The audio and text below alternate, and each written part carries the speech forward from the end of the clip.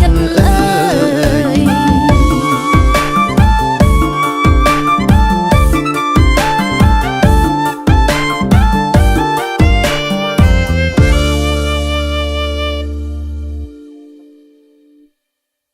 ដើម្បីកុំឲ្យខកខានពីបទចម្រៀងថ្មីៗរបស់ផលិតកម្មរស្មីហងមាសសូមចូលទៅកាន់ Channel YouTube រស្មីហងមាសរួចអនុវត្តតាមវិធីខាងក្រោមសម្រាប់ទូរស័ព្ទដៃសូមចុចលើ Subscribe ហើយចុចលើរូបកណ្ដឹងនោះលោកអ្នកនឹងឃើញពាក្យនៅលើអេក្រង់បញ្ជាក់ថា You get all notification សម្រាប់ Computer សូមចុចលើ Subscribe